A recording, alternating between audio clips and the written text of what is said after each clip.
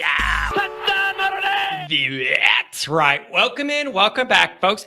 Camp is started. We need to get into a top 5 Irish offensive playmakers for 2024 edition of the Always Irish Show. As always, thanks for being here. You can find the program on YouTube. Do it. Subscribe if you haven't yet. Appreciate it very much. Give the video a thumbs up. That helps Johnny out as well. Notifications on that way. You alerted every time a new episode drops. I know you don't want to miss it. Twitter, search bar, Always Irish, or at Always Irishing. Emails, alwaysirishnd@gmail.com. Audio only anywhere you want it. You can get it if you don't want to see my face. Nobody going to blame you for that one. The call-in lines. Oh, I missed it. Man, my weeks have been all messed up lately. 312-988-15. Call Johnny up. Tell him all you've heard and seen. Instagram, Facebook, Always Irishing. Sports Illustrated, Notre Dame. That's new. Google it. Go read all about it. Happy to be at Sports Illustrated. It's a beautiful thing. Patreon.com/AlwaysIrish. It's the former captain. He the leading tackler. It's my Ghouls man, myself breaking it all down. We're down to clown. All right. Camp is underway. We are going to do our best for this episode to put aside Notre Dame recruiting anxieties. We're going to call timeout on that for a minute. And we're going to focus on the season in front of us and the players that we have, because I think this could be a pretty darn good Notre Dame football team. And I think it's only been a few practices. We're starting to get a glimpse of Notre Dame's new look offense under Mikey Denbrock and who may shine within it. Here's what I want to do. This is the simplest concept in the world. We're going to go over the top 5 Irish mismatch playmakers that are going to cause problems for defenses all 2024. Now, here's why this stands out to me as a big deal. I think this is a big deal this year to go over. You could go over it last year, heading into the year before, whatever. You could do that. But the reason I think it's a big deal this time is, unlike Tommy Boy and Parker, I'm drowning underneath the water, better run it into a pile because I can't think of anything else on the fly to do. I think Denbrock actually understands the concept of scheming to find ways to get your mismatch athletic playmakers the ball. That's a wild concept for an offense, isn't it, folks? That the OC actually goes out of his way to scheme and plan ways to get your best athletes the ball in space. That's a strength of Denbrock's. He's good at doing that. And I really think it's going to pay off. How could it not? All right. These are not in like an order, one more important or whatever. I'm just going off the 5 that came to my head, and I'm going to give you the reasons why. Now, some of this you may disagree with. And have different reasons, but I'm going to explain I always tell you guys, you may not agree with everything I say, but every take that I have that I've written or done a show about, I can at least defend the theory behind. There's nothing I throw at you guys that's random. I can always defend my position even if you don't agree. See if you agree or not. Number 1, Jeremiah Love. It's going to be on everybody's list. It's on Denbrock's list. Like, that's not a secret. It's going to be on everybody's list. The run game, the short, medium pass game, move them around all over. I don't care. Give it the defenses a scare. Okay? I don't care. Scheme it up. Find ways to get him the ball. And I'm not stopping there. Find ways to get him the ball and one block. I'm going a step further. Scheme up creative ways to get him the ball and then find one block anywhere nearby, and he's gone. He's gone.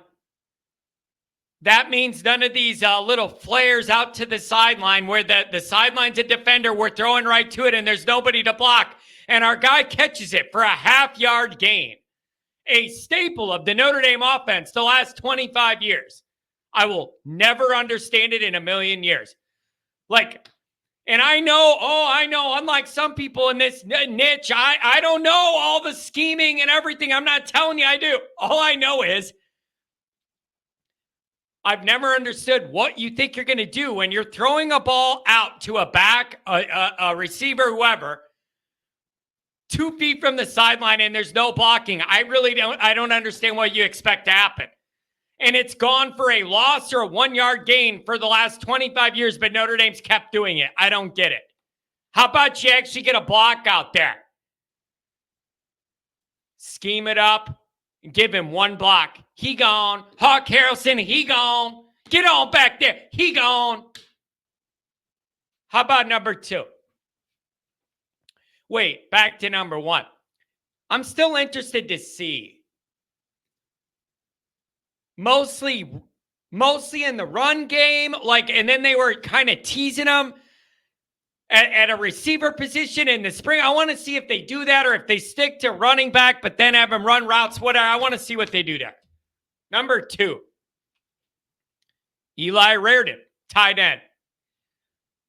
Getting healthy and getting healthier and getting healthier. And if he's healthy, he's an absolute monster. He is a mismatch monster, every bit 6'7", an animal. Down the seam, red zone, third down, 4th down, critical plays, whatever it is, he is a monster animal as long as he's healthy. Red zone, down the seam, matched up with the smaller guy. Are you kidding me? It gets better, though. Number 3 playmaker, tight end Mitch Evans. He's returning. He's getting healthy. Not quite as tall as Eli, but he was your most reliable pass receiving target last year. Think about it. Notre Dame's offense was 1st and 2nd down, run it up the middle, and then on 3rd and long, because everybody knew you were going to do that, and you ran into a wall the first 2 downs. On 3rd and 8, then you run the tight end Evans across the middle, and he catches it for a 1st down. That was your whole offense last year. At least against the good teams it was. And then we opened it up and did more fun stuff against Navy. Congratulations, bro. I don't care. Do your good stuff against the good teams. So here's the idea. If these guys are healthy and you get them out there together, you have an issue for a defense. I mean, you really are causing some mismatch issues. Yeah, those 2 tight ends in there, a back that could go catch the ball like Love, and then we're going to get to a couple of wide receivers. It should be tough to defend, assuming you're getting some blocking that allows this to happen and a quarterback that could get the ball to these guys. It seems like you might actually have a quarterback that could see over the line of scrimmage and stuff this year. That's a good bonus. Good place to start. Not in a Wizard of Oz Munchkinland tryout set. Kidding me?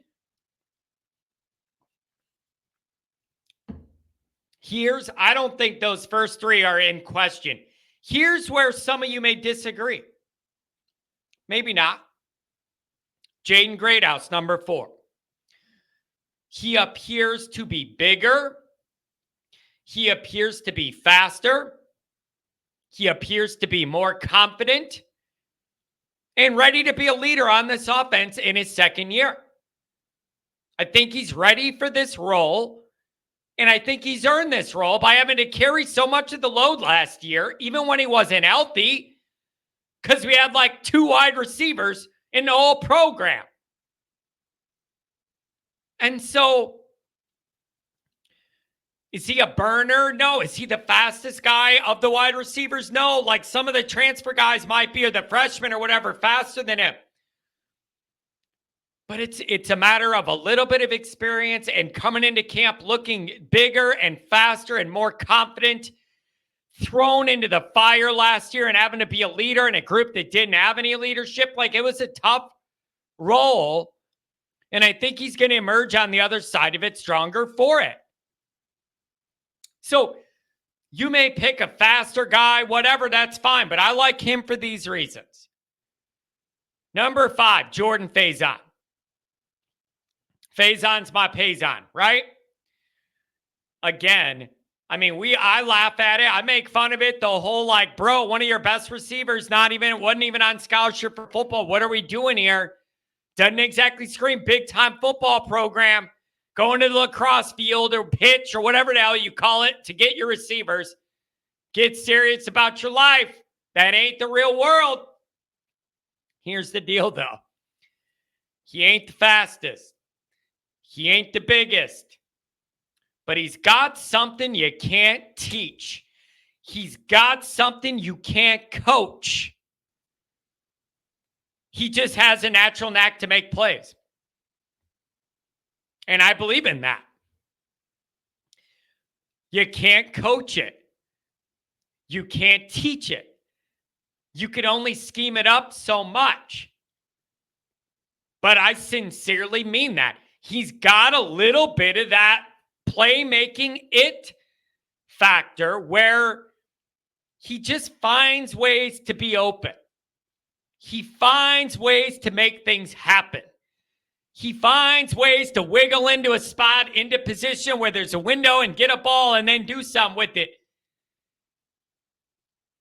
Certain guys are just like that. And he's one of those guys. And so I don't care if he made his way to Notre Dame on the lacrosse scholarship or not, man.